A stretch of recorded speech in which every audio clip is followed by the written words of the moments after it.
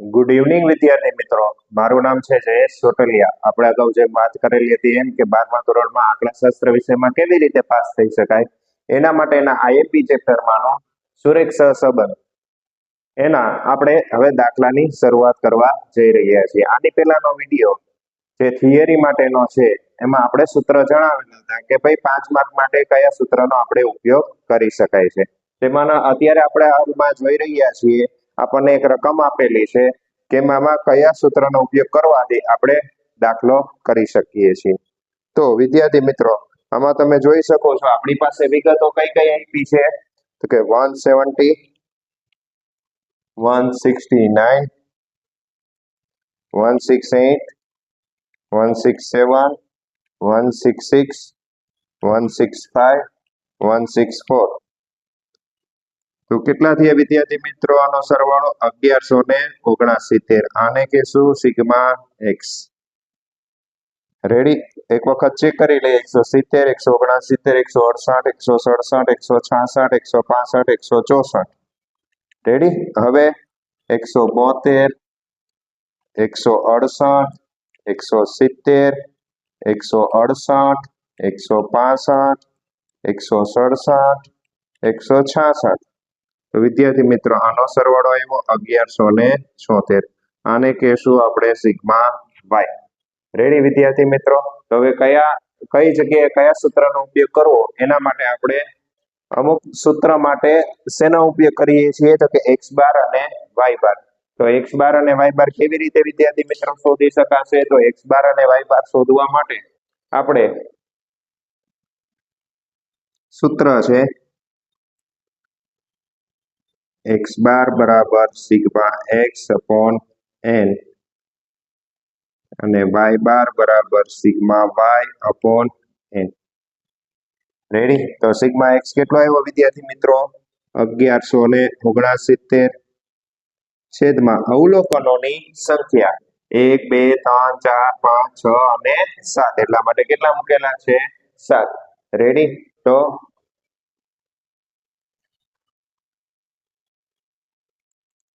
1169 ભાગ્યા 7 એટલે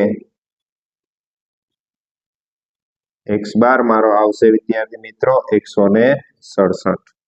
y બાર એટલે સિગ્મા y 1176 છેદમાં 7. રેડી? તો એનો જવાબ આવશે 168.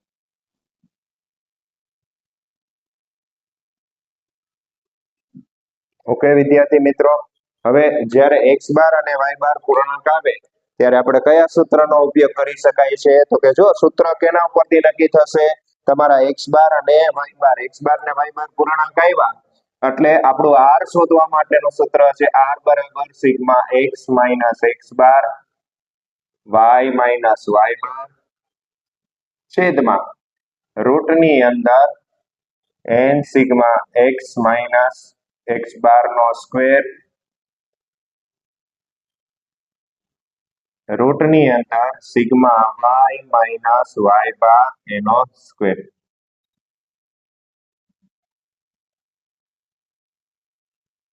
સિગ્મા x માઈનસ x બાર એનો સ્ક્વેર. રેડી? આ બંને વચ્ચે ગુણાકારનો સંબંધ છે. તો સર હવે આમાં કઈ કોલમ બનાવવી પડશે? જો સૂત્ર આવડતું હશે તો કોલમ પણ બનાવતા આવડશે. જેની આગળ સિગ્મા લાગેલું હશે એની કોલમ બનશે. રેડી? તો x માઈનસ x બાર આપણી પ્રથમ column, x minus x bar. બીજી column y minus y bar. પછી આ બંનેનો સ્ક્વેર એટલે x માઈનસ x બાર નો square y minus y bar નો square sigma x minus x bar ગુણ્યા y માઈનસ y બાર ગુણાકારના સંબંધમાં છે. રેડી? તો વિદ્યાર્થી મિત્રો, કેલ્ક્યુલેટરમાં કેવી રીતે સરળતાથી આપણે બાદબાકી કરી શકાય એ એક ટ્રીક આપું છું તમને. કેવી રીતે કરી શકાશે? તો કે ભાઈ ફોર એક્ઝામ્પલ અહીંયા x બાર બરાબર લખું છું 167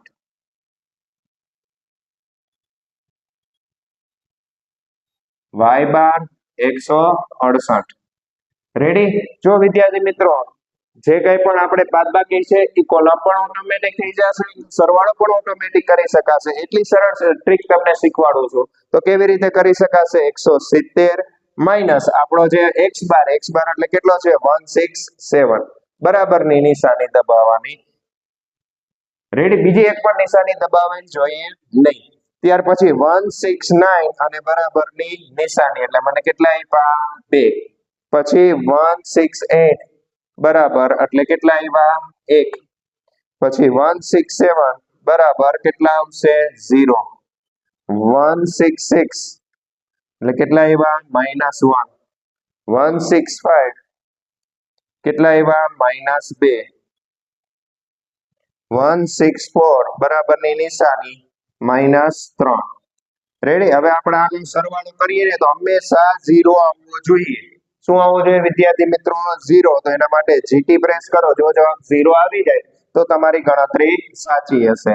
રેડી? તો 0 સિગ્મા x માઇનસ x બાર, કારણ કે મધ્યકમાંથી લીધેલા વિચલનોનો સરવાળો હંમેશા શું થાય છે? શૂન્ય. ત્યાર પછી વિદ્યાર્થી મિત્રો આપણે શું કરવાનો છે? 172 માઇનસ 168 બરાબરની નિશાની એટલે કેટલા આવ્યા? 4. 168 માંથી 168 જાય તો 0. પછી 170 બરાબરની નિશાની એટલે કેટલા આવ્યા? 2. ત્યાર પછી 168 બરાબરની નિશાની 0. 165 બરાબર કેટલા આવ્યા? -3. 167 બરાબર કેટલા આવ્યા? -1. અને 166 બરાબર કેટલા આવ્યા? -2. આનો સિગ્મા કરો તો સિગ્મા y માઇનસ y. ત્યાર પછી આપણે શું કરવા જઈ રહ્યા છીએ? x માઇનસ x બાર નો સ્ક્વેર. તો x માઇનસ x બાર એટલે આ કોલમનો સ્ક્વેર. 3 નો સ્ક્વેર કેટલો થશે વિદ્યાર્થી મિત્રો? 9. 2 નો સ્ક્વેર 4. 1 નો સ્ક્વેર 1. 0 1 4 અને 9. ત્યાર પછી 4 નો સ્ક્વેર કેટલો થાય? ચોકે ચોકે 16.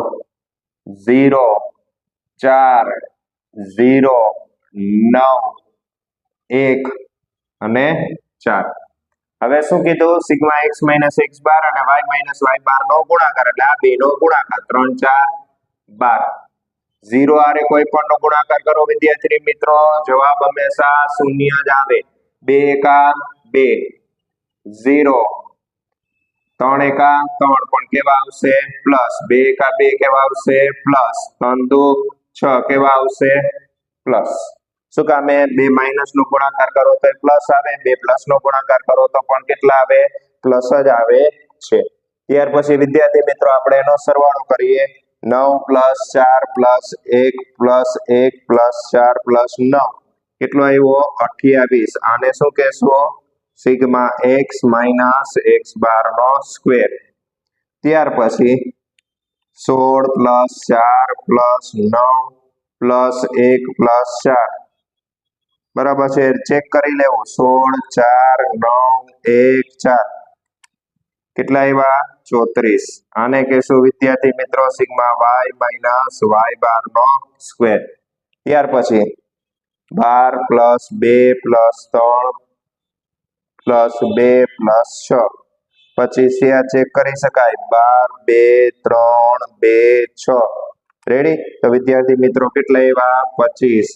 આને શું કહેશું? સિગ્મા x માઇનસ x બાર ઇન્ટુ y માઇનસ y બાર. ઓકે? હવે આપણે વિદ્યાર્થી મિત્રો આનો શું કરશું? બરાબર છે, તો ગુણાકાર કરીશું. રેડી? એક જ મિનિટ હો વિદ્યાર્થી મિત્રો.